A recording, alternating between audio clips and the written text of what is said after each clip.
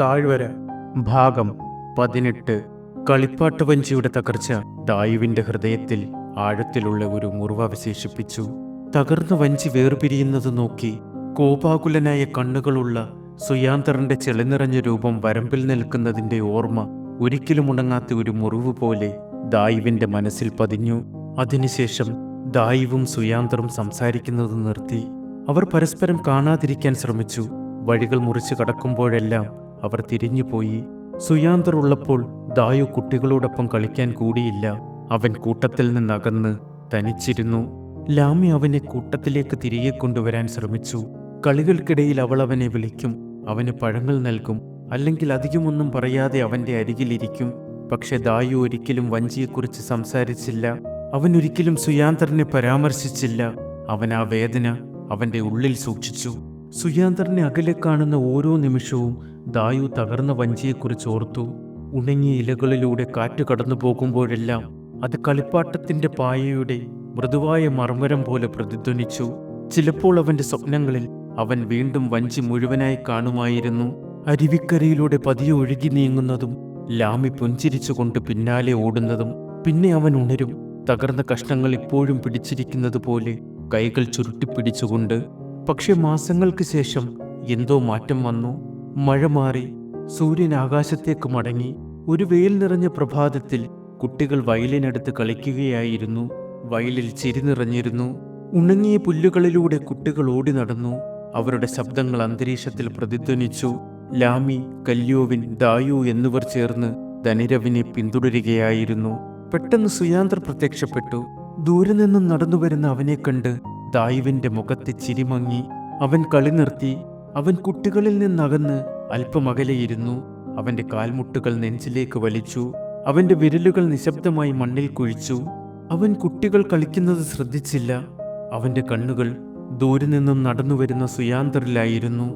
സുയാന്തർ പതിയെ നടന്നു. കയ്യിൽ മടക്കി വെച്ച ഒരു വലിയ ഇലയുമായി.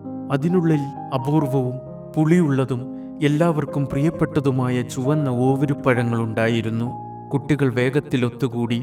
അത്യാഗ്രഹികളായ കുട്ടികൾ കൈനിറിയ പഴങ്ങൾ വാരിയെടുത്തു, ചിരിച്ചു, ആർത്തു വിളിച്ചു.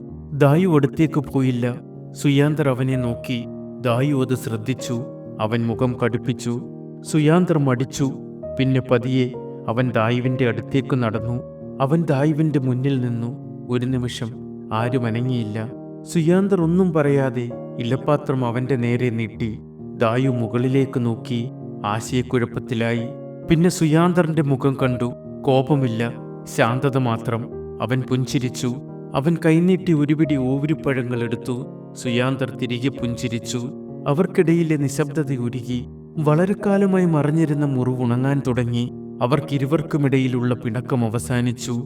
വർഷങ്ങൾക്ക് ശേഷം വരണ്ട അരുവിക്കരയിൽ നിൽക്കുമ്പോൾ ദായു ലാമിയുടെ നേരെ തിരിഞ്ഞ് മങ്ങിയ പുഞ്ചിരിയോടെ ചോദിച്ചു, "നീ ഇതെല്ലാം ഇപ്പോഴും ഓർക്കുന്നുണ്ടോ?" ലാമിയുടെ കണ്ണുകൾ മിന്നി.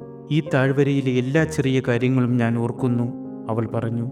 "ഈ ഭൂമിയുടെ ഓരോ മൂലയും ഇപ്പോഴും എൻ്റെ മനസ്സിലുണ്ട്, ഒരു പൊട്ടുപോലും മങ്ങാതെ." അവൾ നിർത്തി മൃദുവായി കൂട്ടിച്ചേർത്തു, "ആ ചിത്രം എനിക്ക് വീണ്ടും കാണാൻ കഴിയുമെന്ന് ഞാൻ വിശ്വസിക്കുന്നു." "എനിക്കും അതേ പ്രതീക്ഷയുണ്ടായിരുന്നു, മാരുതൻ വീഴുന്നതുവരെ," ദായു പതുക്കെ പറഞ്ഞു. "നിനക്ക് ആ ചിത്രം വീണ്ടും ഇവിടെ കാണാൻ കഴിയുമെന്ന് ഞാൻ വിശ്വസിക്കുന്നില്ല." ലാമി നിശബ്ദയായി അവനെ നോക്കി. "ചില കാര്യങ്ങൾ അങ്ങനെയാണ്," അവൾ പറഞ്ഞു.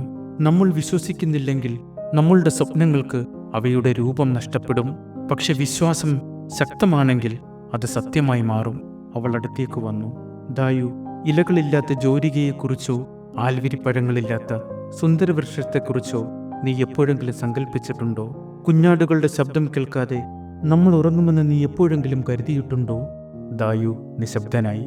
"അതെല്ലാം സംഭവിച്ചു," അവൾ തുടർന്നു. "നീ സങ്കല്പിക്കാതെ തന്നെ, സ്വപ്നം കാണാതെ തന്നെ. അപ്പോൾ മറ്റൊരു രീതിയിൽ ചിന്തിച്ചു നോക്കൂ. നമ്മൾ ശക്തമായി വിശ്വസിക്കുന്നുവെങ്കിൽ ഒരുപക്ഷെ തിരിച്ചും സംഭവിക്കാം." അവൻ മറുപടി പറഞ്ഞില്ല. പക്ഷെ അവൻ ശ്രദ്ധിച്ചുകൊണ്ടിരുന്നു. ഒരു നീണ്ട ഇടവേളയ്ക്ക് ശേഷം ലാമി ചോദിച്ചു, "കേദിരിയിൽ എവിടെയും നീ സുയാന്തറിനെ കണ്ടില്ലേ?" ദായു തലയാട്ടി. "ഇല്ല, ഞാൻ കേദിരിയിൽ ആരെയും അന്വേഷിച്ചില്ല. ലോകറിനെ കണ്ടുമുട്ടിയത് യാദൃച്ഛികമായിരുന്നു." സൂര്യൻ ഇപ്പോൾ അവരുടെ നേരെ മുകളിലായി നിന്നു. അതിന്റെ ചൂട് വയലിനു മുകളിൽ ശക്തമായി വീണു. ദായുവിന്റെ കാലുകൾ വിണ്ടുകീറിയ ഭൂമിയിൽ കത്താൻ തുടങ്ങി. നമുക്കൊരു തണലിലേക്ക് പോകാം, ദായു നിർദ്ദേശിച്ചു. ലാമി മങ്ങിയ പുഞ്ചിരിയോടെ ആകാശത്തേക്ക് നോക്കി പറഞ്ഞു. ഇപ്പോൾ ഈ താഴ്വര മുഴുവൻ ഈ സൂര്യന്റെ നിഴൽ മാത്രമേയുള്ളൂ. ആ ശാന്തമായ വാക്കുകളോടെ അവർ തിരിഞ്ഞു വയലിന്റെ അരികിലേക്ക് പതിയെ നടക്കാൻ തുടങ്ങി. തകർന്ന സ്വപ്നങ്ങൾ വിശ്രമിക്കുന്ന മണ്ണിലൂടെ, കളിവഞ്ചുകൾ ഒഴുകാത്ത അരുവിയുടെ കരയിലൂടെ അവർ മുന്നോട്ട് നടന്നു.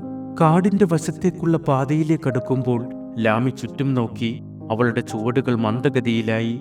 വളരെ കാലത്തിന് ശേഷമാണ് ഞാൻ ഈ വഴിക്ക് പോകുന്നത്, അവൾ പറഞ്ഞു. ദായു അവളെ നോക്കി. ഇത് ഏത് കാലമാണെന്ന് നിനക്കറിയാമോ? ലാമി മന്ദമായി പുഞ്ചിരിച്ചു. നമ്മൾ കൃഷി ചെയ്തിരുന്നെങ്കിൽ അത് വിളവെടുക്കാൻ സമയമായേനെ. അതെ, ദായു തലയാട്ടി.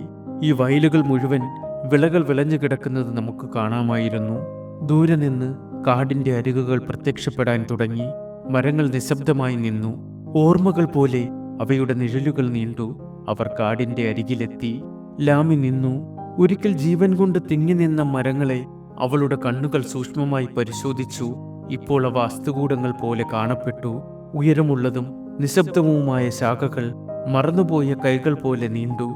ഒരിക്കൽ ഇടതൂർന്നതും വന്യവുമായിരുന്ന മേലാപ്പ് വാടിപ്പോയിരിക്കുന്നു. ഇലകൾ വളരെ കാലമായി പൊടിയിൽ മൂടിയിരിക്കുന്നു. കാറ്റിവിടെ പാടുന്നില്ല, അത് മന്ത്രിക്കുക മാത്രമാണ് ചെയ്തത്. ഈ കാട്, ലാമി ശ്വാസം മുട്ടി പറഞ്ഞു. അവളുടെ ശബ്ദം ചെറുതായി വിറച്ചു, ഏതാണ്ട് കേൾക്കാൻ കഴിയാത്തത്ര. ദായു അവളുടെ നേരെ തിരിഞ്ഞു. അവളുടെ മുഖം മാറി. അത് അത്ഭുതവും സങ്കടവും അല്ലെങ്കിൽ മറ്റെന്തോ നിറഞ്ഞതായിരുന്നു. ആഴത്തിലുള്ള എന്തോ ഒന്ന്. ലാമി ഇപ്പോൾ ഇങ്ങോട്ട് വരാറേയില്ല. ഇപ്പോൾ ഇവിടെ നിൽക്കുമ്പോൾ അവൾ ഒരിക്കൽ അറിഞ്ഞിരുന്ന വനം പോലെ തോന്നുന്നില്ല. അതിശൂന്യമായി തോന്നി. ജീവൻ നഷ്ടപ്പെട്ടു. ഒരു പ്രേതം അതിന്റെ സ്ഥാനം പിടിച്ചതുപോലെ. കല്യോവിന്റെ മരണശേഷം താഴ്വരയിൽ നിന്നുള്ള ആരും ഈ വനത്തിൽ പ്രവേശിക്കാൻ ധൈര്യപ്പെട്ടില്ല. എല്ലാവരുടെയും ഉള്ളിൽ ശക്തമായ ഒരു ഭയം വളർന്നു. ദാരിദ്ര്യം അവരുടെ വീടുകളെ പട്ടിണിയിലാക്കുമ്പോഴും ആളുകൾ ഇവിടെ വീണ്ടും വേട്ടയാടിയില്ല. മരങ്ങളുടെ നിശബ്ദത വിശപ്പിനേക്കാൾ ഉച്ചത്തിലായിരുന്നു. ലാമി കുറച്ച് പതിയെ ചുവടുകൾ വച്ചു.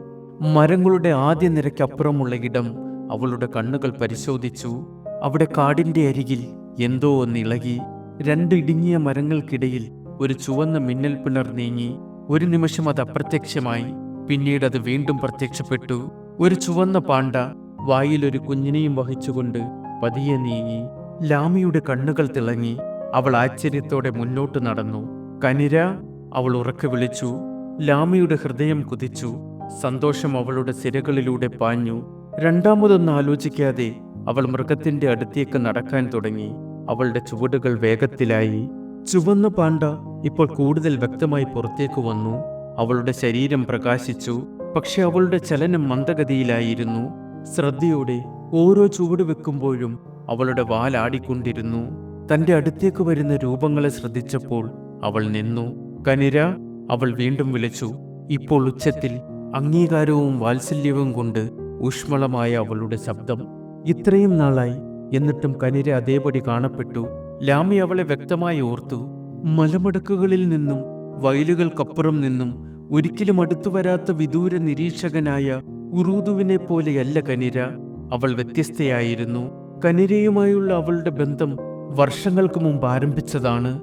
ഉറൂദുവിനെ പോലെ തന്നെ യാദൃച്ഛികമായി ഒരു ഉച്ച കഴിഞ്ഞ് ഒരു മരംകൊത്തിയുടെ ശബ്ദം പിന്തുടർന്ന് ലാമി കാട്ടിലൂടെ അലഞ്ഞു. അന്ന് കാട് സജീവമായിരുന്നു. ലാമി ചിലപ്പോഴൊക്കെ ഏതെങ്കിലും ജീവികളെ പിന്തുടർന്ന് കാട്ടിലേക്ക് പോകുമായിരുന്നു. ആ ദിവസം സ്വർണ്ണ വെളിച്ചത്തിൽ കുളിച്ച ഒരു പുൽമേടിൽ അവളെത്തി. മൃദുവായ തീ പോലെ ഇലകളിലൂടെ സൂര്യൻ അരിച്ചിറങ്ങി. ആ പുൽമേടിന്റെ നിശബ്ദമായ മൂലയിൽ ഒരു മരത്തിന്റെ വളവിൽ ചുരുണ്ടുകൂടി ഒരു ചുവന്ന പാണ്ടയുണ്ടായിരുന്നു. ലാമി ഭയപ്പെട്ടിരുന്നില്ല. കാടിന്റെ താളത്തിനനുസരിച്ച് ശ്വാസം മന്ദഗതിയിലായി. അവൾ വെറുതെ നോക്കി നിന്നു. പാണ്ട പിന്നിലേക്ക് നോക്കി. അവളുടെ കണ്ണുകളിൽ ഭയമുണ്ടായിരുന്നില്ല, വെറും ജിജ്ഞാസ മാത്രം. ലാമി നിലത്ത് കാലുകൾ കുത്തിയിരുന്നു. അവൾ സംസാരിച്ചില്ല. അവൾ അനങ്ങിയില്ല. അവൾ ആ പാണ്ടയെ തന്നെ നോക്കിയിരുന്നു. അവൾ അതിനെ കനിര എന്ന് വിളിച്ചു. അന്നു മുതൽ അവൾ പലപ്പോഴും ആ പുൽമേട്ടിലേക്ക് മടങ്ങിയെത്തി. ചിലപ്പോഴൊക്കെ കനിര അവിടെ ഉണ്ടായിരുന്നു, ചിലപ്പോൾ കാണില്ല. പക്ഷെ അവൾ ഉള്ളപ്പോൾ അവർ ഒരുമിച്ചിരുന്നു. കുറച്ചടിയകലെ ലാമി പാട്ടുകൾ മൂളും, താഴ്വരയുടെ കഥകൾ പറയും, അല്ലെങ്കിൽ മണ്ണിൽ രൂപങ്ങൾ വരയ്ക്കും. കനിര തലചരിക്കും, വായു മണക്കും, പതിയെ കണ്ണു ചിമ്മും. അവർ ഒരിക്കലും സ്പർശിച്ചില്ല. അവരുടെ കൂട്ടുകെട്ടിന് വാക്കുകളോ അടുപ്പമോ ആവശ്യമില്ലായിരുന്നു. അത് നിശബ്ദമായ ധാരണയിൽ കെട്ടിപ്പടുത്തതായിരുന്നു. പിന്നെ വരൾച്ച വന്നപ്പോൾ, കാട് തകരാൻ തുടങ്ങിയപ്പോൾ മറ്റു മൃഗങ്ങൾക്കൊപ്പം കനിരയും അപ്രത്യക്ഷയായി. കനിരയെ അവസാനമായി കണ്ടതെന്നാണെന്ന് ലാമി ഓർക്കുന്നില്ല. പക്ഷെ ഇപ്പോൾ ആകസ്മികമായി അവളെ കണ്ടുമുട്ടിയിരിക്കുന്നു. അവൾക്കൊരു കുട്ടി ഉണ്ടായിരിക്കുന്നു. ലാമി വേഗത്തിൽ നടന്നു. ഹൃദയമിടിപ്പ് കൂടി. അവൾ പുഞ്ചിരിച്ചു. കനിര, അവൾ വീണ്ടും വിളിച്ചു. കനിര തല തിരിച്ചു. അവളുടെ ഇരുണ്ട കണ്ണുകൾ ലാമിയെ നോക്കി. വായിക്കാൻ കഴിയാത്ത എന്തോ ഒന്ന് അവർക്കിടയിൽ കടന്നുപോയി. പരിചയം, ദൂരം, ആശയക്കുഴപ്പം. അവളുടെ കണ്ണുകളിൽ എന്താണെന്ന് ലാമയ്ക്ക് മനസ്സിലായില്ല.